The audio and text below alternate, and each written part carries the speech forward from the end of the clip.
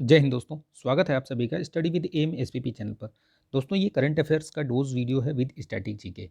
मैं प्रतिदिन प्रमुख समाचार पत्रों से जो परीक्षा के लिए जितनी भी महत्वपूर्ण खबरें होती हैं उनको आपके लिए लेकर आता हूँ डेली करंट अफेयर्स के रूप में, और उसके साथ जो स्टैटिक पोर्शन होता है उसको भी मैं क्लियर करता हूँ, उसको भी मैं आपको बताता हूँ।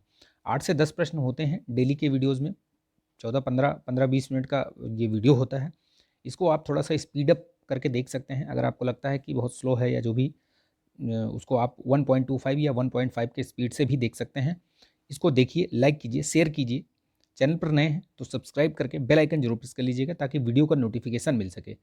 ठीक है, ये इसकी पीडीएफ मैं टेलीग्राम चैनल पर शेयर कर देता हूँ, उसकी लिंक दी हुई है, वहाँ से आप इसको डाउनलोड कर सकते हैं और रिवाइज कर सकते हैं। चीज़ों को रिवाइज करते रहिए, ये सबसे महत्वपूर्ण है। ठीक है, ये सभी परीक्षाओं के लिए महत्वपूर्ण है, किसी एक परीक्षा के लिए महत्वपूर्ण नहीं है। पर्टिकुलर जहाँ भी आपका static portion, GK, GS, current affairs ये सब पूछा जाता है, वो सभी परीक्षाओं में ये आपको प्रश्न देखने को मिलेंगे। ठीक है, बहुत महत्वपूर्ण है। इसको लाइक कर दीजिए, शेयर कर दीजिए इसको सभी दोस्तों में। चलिए शुरू करते हैं आज का सेशन। आज का सेशन बहुत ही महत्वपूर्ण होने वाला है।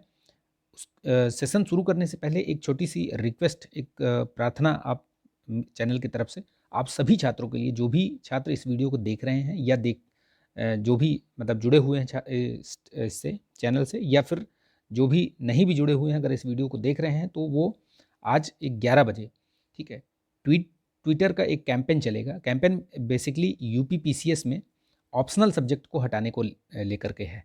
ठीक है, तो ऑप्शनल का जो सब्जेक्ट है उसको हटाने के लिए ये प्रयास किया जा रहा है यूट्यूब चैनल के द्वारा, चैनल के माध्यम से। बहुत सारे छात्र जुड़े हुए हैं। 11 बजे, याद रखिएगा, 11 बजे आप लोग भी ट्वीट और रीट्वीट जरूर कीजिएगा। आपको क्या करना है, हैशटैग, ठीक है, रिमूव, ये जैसे लिख रहा हूँ मैं इसी तरीके से आप इसको कॉपी कर लीजिएगा। ठीक है, रिमूव ऑप्शनल, ठीक है, ऑप्शनल, फिर अंडरस्कोर यूपीपीएससी। ठीक है, ये याद रखिएगा। हैशटैग, स्पेस मत दीजिएगा इसमें, ठीक है, यहाँ पे स्पेस, कहीं भी स्पेस नहीं रहेगा। हैशटैग रिमूव ऑप्शनल यूपीपीएससी, ठीक, ये वाला हैशटैग चलेगा 11 बजे। तो प्लीज़ इसमें सपोर्ट कीजिए, सभी लोगों के लिए है ये, किसी एक छात्र या एक छात्रा के लिए नहीं है, ये सभी के लिए है। तो जो भी जहाँ तक भी हो सके इस वीडियो को शेयर कर दीजिएगा और ज़्यादा से ज़्यादा छात्रों को इस मुहिम में जोड़िए। चलिए शुरू करते हैं आज का करंट अफेयर्स वाला वीडियो विद स्टैटिक जीके। आज 13 तारीख है। 13 जनवरी को लोहड़ी का पर्व मनाया जाता है। ये बेसिकली फेस्टिवल, फसल के जो सीज़न शुरू होता है उसके पहले ये लोहड़ी का पर्व मनाया जाता है। पंजाब और हरियाणा साइड में ये बहुत ही मतलब बेहतरीन तरीके से मनाया जाता है। आपको पता होगा, नहीं पता तो जान लीजिए। ठीक है, तो लोहड़ी याद रखिएगा, पंजाब साइड में मनाया जाता है। अगर जो भी फसलोत्सव हैं, जैसे ओणम हो गया, ठीक है, उगादी हो गया, ये सब, लोहड़ी, ये सब क्षेत्रीय जो फसलोत्सव हैं, इनको आप याद रखिए, इनसे प्रश्न पूछे जाते हैं, इनसे प्रश्न बनते हैं। ठीक है, तो चलिए शुरू करते हैं आज का वीडियो, आज का ये सेशन शुरू करते हैं current affairs with static GK का। हाल ही में किस राज्य ने ग्लोबल सिटी अभियान शुरू किया है? तो ये ग्लोबल सिटी अभियान, ये बेसिकली यूपी का अभियान है। यूपी में इस इन्वेस्टर्स समिट होने वाली है। कब से कब तक होगी इन्वेस्टर्स समिट? याद रखिएगा, 10 से 12 फरवरी के बीच में होगी ये। और उसी में ये ग्लोबल सिटी अभियान चलाया जा रहा है उत्तर प्रदेश सरकार द्वारा। ग्लोबल इन्वेस्टर समिट से पहले ये शुरू होगा और उसके बाद तक चलेगा। ये 100 दिनों का अभियान होगा, 23 मतलब मार्च 2023 तक ये प्रोग्राम चलेगा ये। ठीक है, बेसिकली इसमें जितने भी जो पर्यटन स्थल हैं या जो सार्वजनिक स्थल हैं, यहाँ पे मतलब इन साफ़ सफाई और इसका ये कार्य एक बेहतरीन उस पर चलाया जाएगा, वृहद स्तर पर इसको चलाया जाएगा, आगे बढ़ाया जाएगा। तो ये यूपी करंट के हिसाब से महत्वपूर्ण है। यूपी स्पेशल वाले में याद रखिएगा इसको, महत्वपूर्ण है ये। ठीक है, 5 स्टार टाइप है। ये सिर्फ यही पूछा जाएगा कि ग्लोबल सिटी अभियान किसके द्वारा, किस राज्य द्वारा चलाया गया, तो ये याद रखिएगा, यूपी द्वारा ये चलाया गया है, यूपी सरकार द्वारा। यूपी के बारे में आप जान लीजिए। ठीक है, उत्तर प्रदेश, राजधानी आपको पता है लखनऊ। ठीक है, गवर्नर यहाँ के आनंदीबेन पटेल और सीएम योगी आदित्यनाथ जी हैं, इनका याद रखिएगा। ठीक है, गोरखपुर से ये सांसद भी हैं, वहीं से इन्होंने वो भी लड़ा था। ठीक है, चुनाव वहीं से सांसद थे ये, तो उसके बाद ये चीफ मिनिस्टर भी बने। और एक चीज़ और याद रखिएगा जो महत्वपूर्ण है, ठीक है, ये पहले ऐसे व्यक्ति हैं जिन्होंने 2 बार, मतलब पहली बार पूर्ण रूप से और सेकेंड टर्म, मतलब लगातार, 2 बार नहीं, लगातार लगातार इन्होंने दूसरा सेकेंड टर्म ये मुख्यमंत्री बने हैं। 5 साल पूरा किया वो उधर भी और अभी भी। प्रेजेंट टाइम में भी हैं ये, ठीक है। लोकसभा की सीटें याद रखिएगा 80 सीटें हैं, सर्वाधिक सीटें यहीं पर हैं। राज्यसभा की भी सर्वाधिक सीटें यहीं पर हैं, ठीक है। उत्तर प्रदेश बेसिकली सबसे बड़ा राज्य है जनसंख्या के मामले में, तो ये भी याद रखिएगा। सबसे युवा प्रदेश भी उत्तर प्रदेश ही कहलाता है, क्योंकि यहाँ युवाओं की संख्या बहुत अधिक है, ठीक। तो याद रखिएगा इस चीज़ को। जो स्टैटिक जीके मैं बताता हूँ, अगर आपको नहीं पता है तो उसको लिख लिया करिए।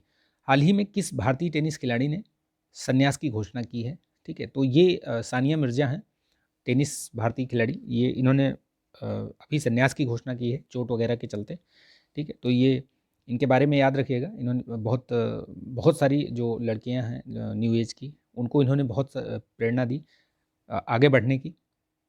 टेनिस में एक अच्छा मुकाम हासिल किया इन्होंने, ठीक है। कई सारे इन्होंने ग्रैंड स्लैम भी जीते हैं, डबल्स जीता है, ठीक है।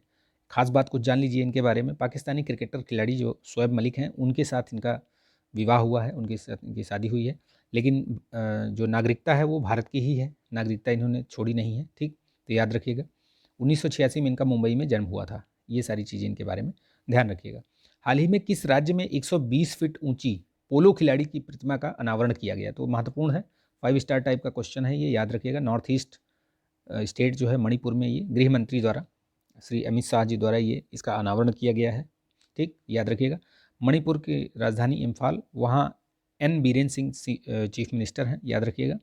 दुनिया का सबसे पुराना पोलो ग्राउंड भी वहीं पर है, मणिपुर में पोलो ग्राउंड जो है वो दुनिया का सबसे पुराना पोलो ग्राउंड है, ये ध्यान रखिएगा, महत्वपूर्ण है। हो सकता है इसी तरीके से कुछ पूछ लिया जाए, ठीक। तो ये चीज़ ध्यान रखिएगा। चलिए आगे बढ़ते हैं। हाल ही में किस दिग्गज नेता का निधन हो गया? अभी आप ने न्यूज़ में देख भी लिया होगा, कल वरिष्ठ राजनेता और जदयू के पूर्व अध्यक्ष जो है शरद यादव जी का निधन हो गया है। तो इनका याद रखिएगा, इनको इनकी भावभीनी श्रद्धांजलि इनको देश अर्पित कर रहा है। तो इनकी भगवान इनकी आत्मा को शांति दे, ठीक।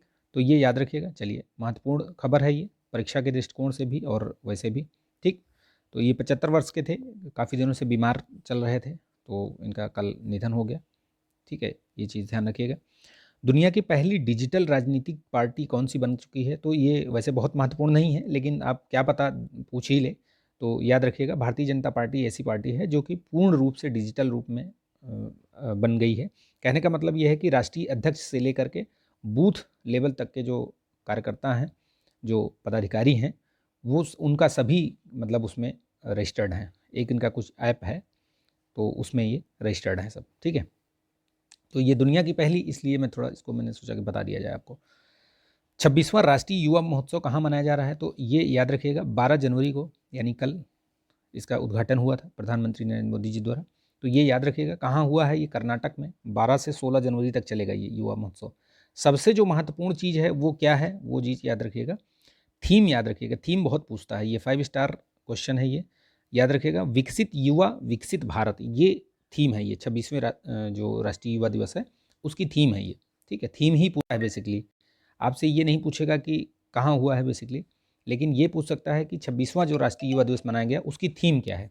तो उसकी थीम याद रखिएगा, विकसित युवा विकसित भारत, ठीक।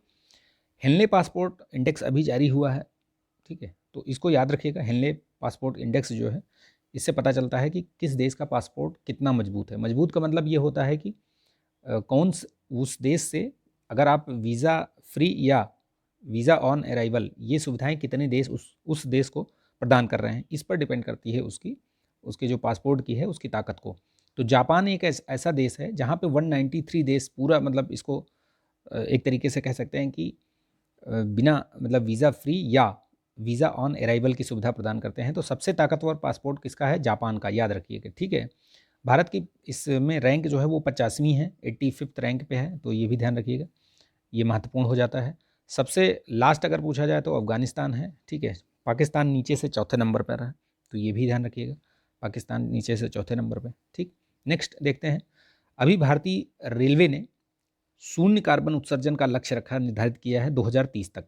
ये याद रखिएगा, शून्य कार्बन उत्सर्जन का मतलब क्या होता है कि जो जितना भी कार्बन उत्सर्जन किया जाए उसको मतलब न्यूट्रलाइज करने के लिए, न्यूट्रलाइज का मतलब ये होता है कि कार्बन अगर उत्सर्जन हो रहा है तो कुछ ऐसी भी चीज़ें की जाएं जिससे कि जो कार्बन उत्सर्जन हो रहा है उसके बराबर उसको न्यूट्रलाइज हो जाए वो, ठीक है। जैसे इको फ्रेंडली रेल चलाना, या जो विद्युतीकरण वाला जो टारगेट है वो आपको याद होगा कि मीटर गेज का जो विद्युतीकरण इलेक्ट्रीफाइंग वाला जो टारगेट रखा है वो 2023 है। तो ये भी ध्यान रखिएगा, महत्वपूर्ण है, हो सकता है पूछ लिया जाए।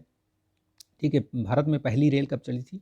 1853 में चली थी, लॉर्ड डलहौजी के समय पर चली थी, पुणे से ठाणे के बीच में, मुंबई से ठाणे के बीच में, याद रखिएगा। ठीक है, आप कमेंट करके बताइएगा आज का प्रश्न कि दूसरी जो ट्रेन रेलवे चली थी वो कहाँ से कहाँ तक चली थी। ठीक, तो ये आज के current affairs with static GK का वीडियो रहा है। आई होप ये जानकारी आपको अच्छी लगी होगी। अच्छी लगी तो प्लीज़ इसको लाइक कर दीजिएगा, शेयर कर दीजिएगा। और लास्ट में फिर से कहूँगा कि जो हैशटैग मैंने बताया है, रिमूव ऑप्शनल,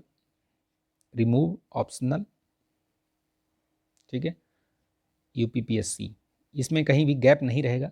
11 बजे आज 11 बजे इस पर जो है ज़रूर आप लोग ट्वीट और रीट्वीट ज़रूर कीजिएगा।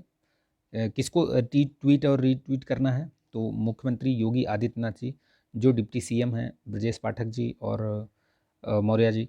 ठीक है, तो इन सभी को आप ट्वीट कीजिए। ठीक है, सबको मिल कर के इस अभियान को सफल बनाना है, तभी जो है ऑप्शनल जल्दी से जल्दी हटेगा। ठीक है, तो ये आज हम 11 बजे इस पर लगेंगे। ठीक है, तो सभी से सहयोग की उम्मीद है, तो उसको सहयोग कीजिएगा, लाइक कीजिएगा, शेयर कर दीजिएगा वीडियो को। ठीक है, चैनल पर नए हैं तो सब्सक्राइब भी कर लीजिएगा। चलिए मिलेंगे नेक्स्ट वीडियो में, तब तक के लिए अपना ध्यान रखिए, स्वस्थ रहिए, मस्त रहिए, बिंदास रहिए। जय हिंद।